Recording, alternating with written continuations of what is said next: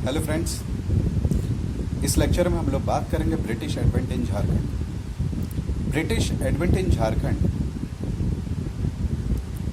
के बारे में बात करने से पहले उसके कुछ इम्पॉर्टेंट कारण तो हुए होंगे जिसके कारण ब्रिटिश ने झारखंड पे एडवेंट करने के बारे में सोचा। पहला कारण था गंगाइटिक प्लेन ट्रेड रूट, जिस पे कंट्रोल था मराठा और मीर कासिम का।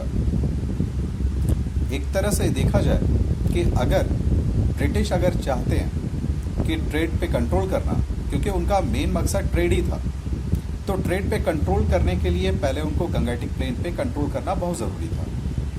तो इस गंगाइटिक प्लेन में कंट्रोल करने के लिए उनको चुनौती देने के लिए मीर कासिम और मराठा बैठे हुए थे। दूसरा था इनकम टैक्स, या एक तरह से देखा जाए नॉट इनकम टैक्स, एक तरह से देखा जाए टैक्स कलेक्शन के लिए।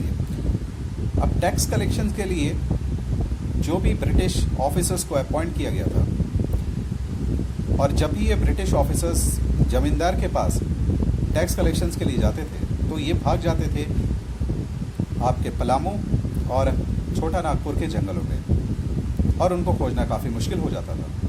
तीसरा सबसे इम्पॉर्टेंट था कि वेस्टर्न पोर्शन ऑफ बिहार, जहाँ पर मराठा का कंट्रोल बहुत अच्छा था, तो उसको ब्रेक करने के लिए उन्होंने एक रणनीति बनाया।